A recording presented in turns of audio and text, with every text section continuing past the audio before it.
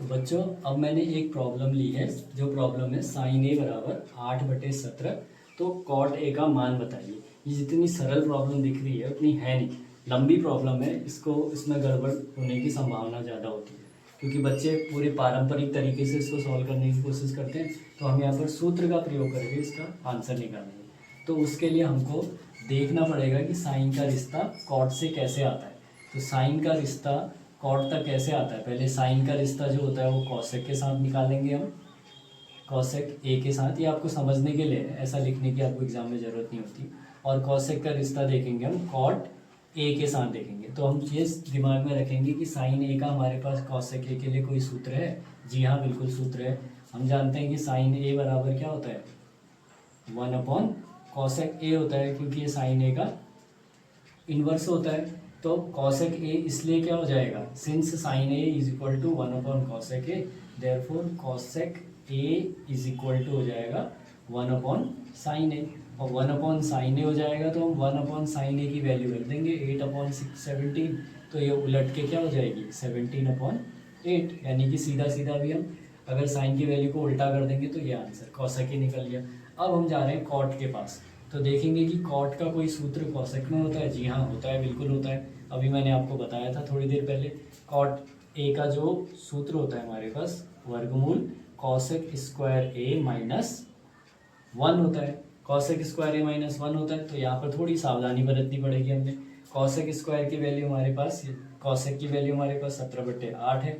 तो 17/8 का हमको वर्ग करना है और -1 कर देना है। तो यहाँ पर आपको ये वर्ग याद करने ही पड़ेंगे, 50 तक के वर्ग आपको याद होने ही चाहिए कंठस्थ जबानी, बिकॉज आपको कंपटीशन भी तो करना है। कंपटीशन में एक एक नंबर आपको आगे भी पहुंचा सकता है और एक नंबर कम होने से आप बहुत पीछे भी आ सकते हैं। तो 17 का वर्ग जो होता है आपका 289 होता है और 8 का वर्ग आपका 64 होता है, -1 होता है। अब हम इसको सॉल्व करेंगे, कैसे करेंगे आगे को। 64 यहाँ है तो हम डायरेक्ट इसका लॉस अपना लेके सीधे ऐसे गुणा कर सकते, 64 एकम 64। तो हमारे पास आ जाएगा वर्गमूल के अंदर 289 - 64/64। अब 289 में से हम जब 64 को घटाएंगे तो बच्चों 225 आ जाएगा, ठीक है। और यहाँ आ जाएगा 64।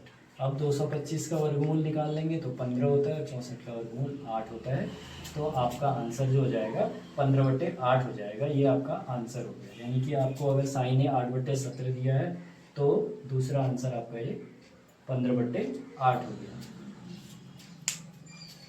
बच्चों देखो ध्यान दो, कुछ बच्चे जो अपने स्कूल में पढ़ रहे हैं अभी, वो बच्चे बताते हैं मुझे, जैसे कि हमारा कोचिंग भी है अभी एक संभावना नाम से, तो उसमें बताते हैं बच्चे कि सर हमें तो टीचर ने बहुत लंबा सा कराया हुआ है। तो वो भी सही बात है, जो आपको अच्छा लगे करे, लेकिन आपको समय सीमा का ध्यान रखना होता है एग्जाम करते समय। तो वो क्वेश्चन कैसे सॉल्व होता है, उसमें आपको एक समकोण त्रिभुज लेना पड़ता है। समकोण त्रिभुज यानी कि त्रिभुज आपको पता है कि 3 भुजाएं होंगी, समकोण एक कोई कोण समकोण होगा आपका।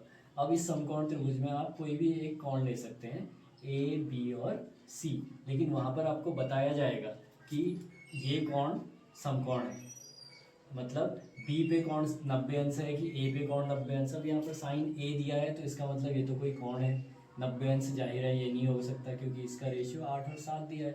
अब आपको साइन का रेशियो लेना है, क्योंकि आपको दूसरा नाम पता है ना, साइन ए क्या होता है, साइन ए बराबर होता है लंब बट्टे, साइन ए बराबर होता है लंब बट्टे कर्ण होता है बच्चों। अब लंब मैंने आपको बताया था कि कर्ण पहले मैंने बताया था कि 90 डिग्री जहाँ पर भी आपका बना है उसके सामने वाला तो आपका कर्ण होगा। तो ये तो आपका कर्ण हो गया, और ये वैल्यू क्या दी आपको साइन ए की 8/17 दी।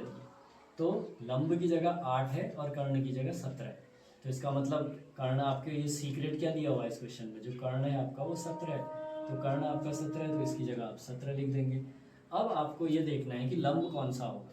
लंब देखने के लिए आपको कोण को देखना पड़ता है। कोण आपका क्या है ए, और ए हमारा यहाँ पर दिया है ए। तो इस कोण के सामने की जो भुजा होगी बच्चों वो होगा लंब, उसको लंब कहेंगे। ये नहीं कि जिसमें 90 डिग्री गिरा है ये लंब हो जाएगा, जो भी कोण होगा ये लंब बदलते रहेगा। अगर कोण यहाँ पर ए है तो लंब ये हो गया, अगर यहाँ कोण होता तो लंब ये हो जाता। कोण और 90 अंश में अंतर है, 90 अंश कोण है लेकिन 90 अंश के सामने वाला हमेशा कर्ण होगा, लेकिन कोण के सामने वाला लंब होगा। तो लंब हमारा हो गया कितना, यहाँ पर 8 दे दिया है। अब हम क्या करेंगे, पाइथागोरस थ्योरम को लगाएंगे, यानी कि पाइथागोरस थ्योरम को हम यूज़ करेंगे, पाइथागोरस प्रमेय, जिसको थ्योरम को प्रमेय कहते हैं, प्रमेय का प्रयोग करने पर तो पाइथागोरस थ्योरम का प्रमेय क्या था, कर्ण पर बना हुआ वर्ग जो होता है बच्चों, वो आधार पर बने वर्ग और लंब पर बने वर्ग का योग के बराबर होता है। आधार मैंने आ लिख दिया, लंब को लॉ से लिख दिया, लंब के वर्ग और आधार के वर्ग के बराबर होता है। लेकिन अब हमें तो कर्ण दिया है, ये तो दिया नहीं है, हमको निकालना क्या है अभी, ये अगर लंब, ये कर्ण हो गया और ये अगर लंब हो गया तो हमको निकालना है, आधार निकालना होगा। तो आधार ये जो निकालना है, आधार का वर्ग हम इधर ले आएंगे तो कर्ण के वर्ग को उधर डालना पड़ेगा। तो हमने निकालना है आधार का वर्ग बराबर क्या हो जाएगा, लंबी भुजा तो कर्ण ही है, तो कर्ण के वर्ग में से आपको किसको घटाना पड़ेगा, लंब के वर्ग को घटाना पड़ेगा, यानी कि छोटी भुजा निकालनी है।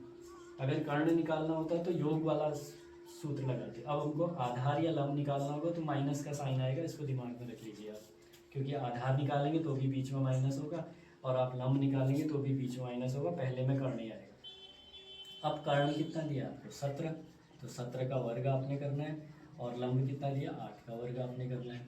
अब 17 का वर्ग होता है आपका 289, 8 का वर्ग होता है 64। अब इनको, ये आधार का वर्ग आपका, ये भी आधार का वर्ग हो गया, तो आधार का वर्ग आपका कितना आ गया बच्चों, 289 में से आपने घटाया तो 225 आया, 225 ये आधार का वर्ग है, तो इसलिए आपका आधार कितना हो जाएगा, इसको आगे लेके चलें यहाँ पर, तो आधार आपका आ जाएगा वर्गमूल 225, क्योंकि वर्ग जब हटाएंगे तो वर्गमूल लेना पड़ेगा, तो ये आ गया आपका 15। अब आपकी प्रॉब्लम सॉल्व हो जाएगी, क्योंकि आपको साइन ए दिया है, कॉट ए निकालना है। अब आपने क्या दिमाग में रखना है, पंडित बद्री प्रसाद हरी हरी बोला, यानी perpendicular upon hypotenuse, base upon hypotenuse, या परपेंडिकुलर अपॉन बेस, या आपको रखना है लंबा आम लाया खाते खाते आया। अब देखिए कॉट क्या निकालना है, कॉट किसका उल्टा होता है, टेन का, तो टेन क्या होता है, आधार बट्टे कर्ण, तो आपका कॉट क्या हो जाएगा, कॉट ए टेन का उल्टा, यानी कि कर्ण बट्टे आधार हो जाएगा।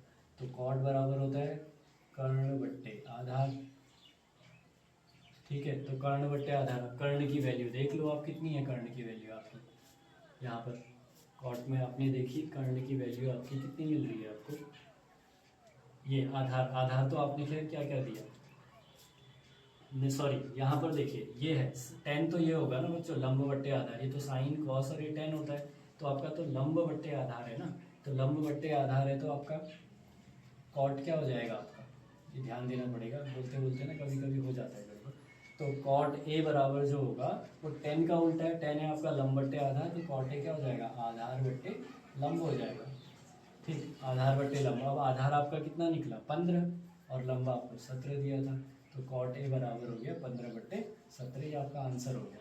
अब मैंने आपको दोनों तरीके बता दिए, मेरे को तो पहला वाला तरीका ज़्यादा अच्छा लगता है, आपको कौन सा वाला तरीका अच्छा लगता है कमेंट करके बताइएगा, और जो भी तरीका आपको अच्छा लगे उस तरीके को लेकर और जल्दी से जल्दी टाइम का ध्यान रखते हुए अपना एक प्रश्न हल करने की कोशिश कीजिएगा।